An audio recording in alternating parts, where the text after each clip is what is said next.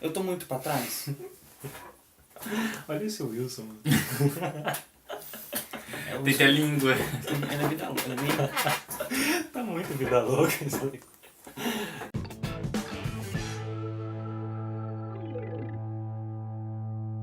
Hoje a gente vai falar de produções feitas pro marketing.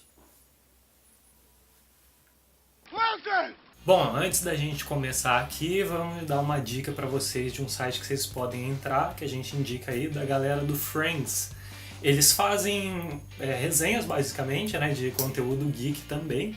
E todo o universo geek, cara, eles fazem umas resenhas super legais, super divertidas. Eles postam sempre coisas da atualidade aí do universo geek em geral, notícias também do pessoal aí da fama, mundo da fama. Até para você que não gosta muito de ler, não tem muito saco para ficar lendo por muito tempo, é legal porque são resenhas curtíssimas e bem informativas, então você vai estar tipo ligadão. O site deles é franks.com.br e também tem a fanpage deles, a gente vai deixar tudo aqui na descrição do vídeo, aí vocês entram lá, dão um joinha. Começando com um jogo de PlayStation 1 que fica jogando o produto na sua cara o tempo todo, que é o Pepsi Man.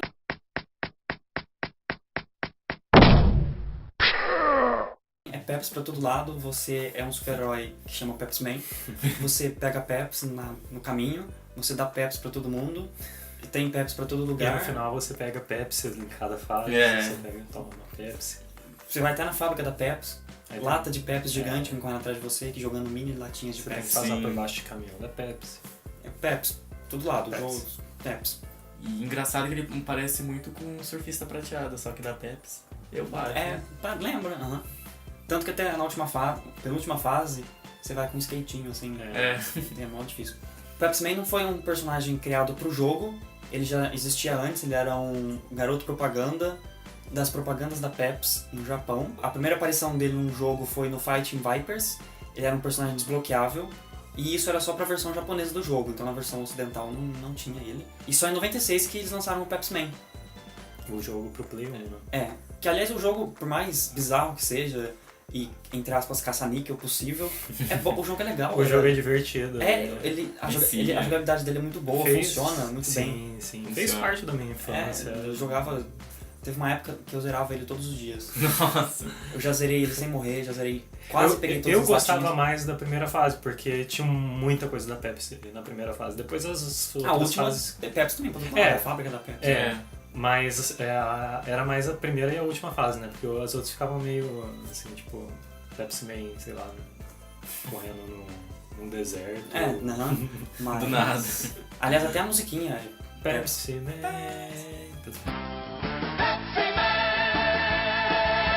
Negócio bizarro, o pessoal tá em casa, triste, e aí surge um cara fantasiado de Pepsi, entra na sua casa, balança a mão e parece uma Pepsi na sua mão.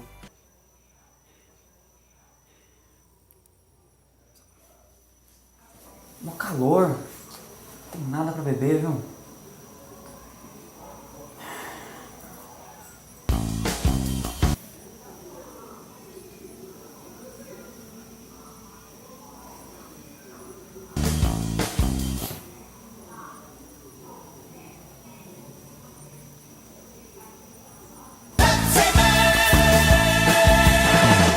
Que isso?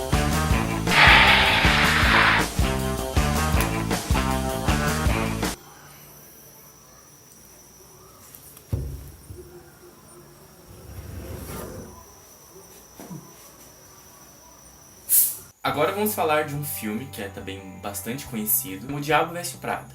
Ele não tem muita ênfase que nem o Pepsi Man teve sobre jogar propagandas na sua cara, mas também há uma propaganda assim por trás da empresa, que no caso é a Runway, que tem como sua chefe a Miranda, que é interpretada pela Meryl Streep, que saiu do livro e do filme para se tornar uma revista impressa. Ela era publicada bimestralmente.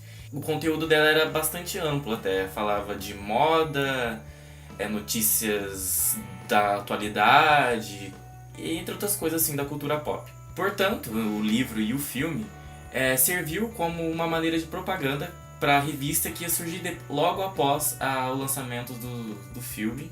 Assim como a gente já falou no vídeo anterior das comidas, né, do Willy Wonka, que o filme e o livro, né, saíram antes, aí eles criaram a marca junto ali.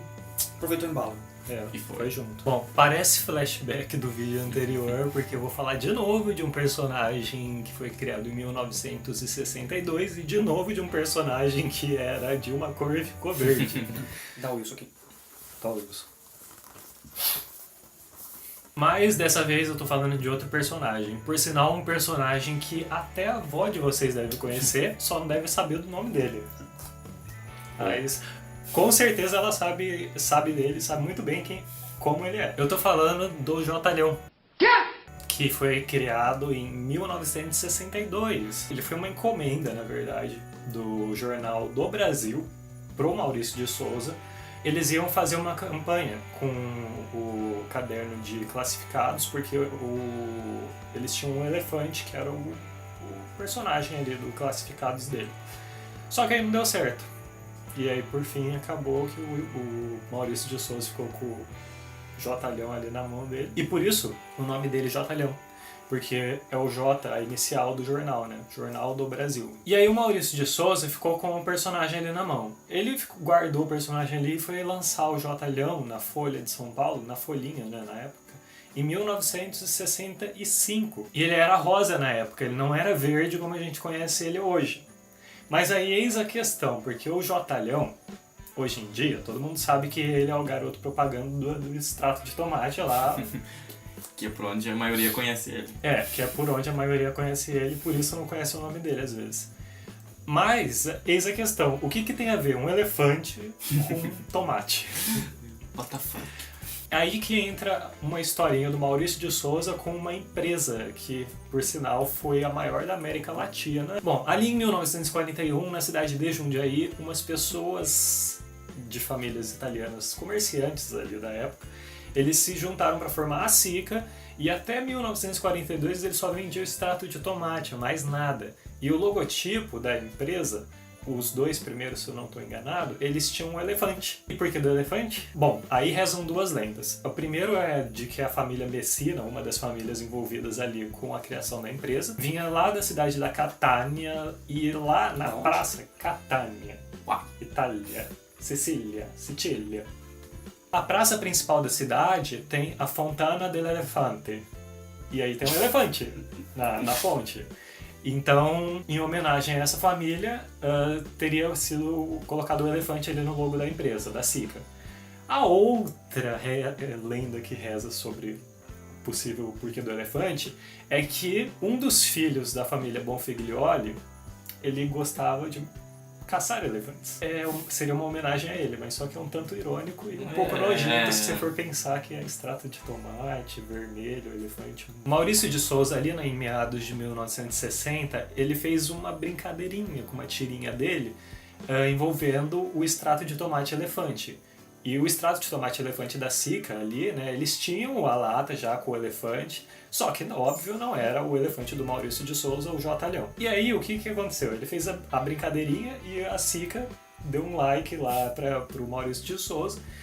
E não só deu um like, como gostou tanto que quis pegar o personagem dele como garoto propaganda da empresa, da marca do extrato de tomate elefante, né, que tinha esse nome e é esse nome até hoje.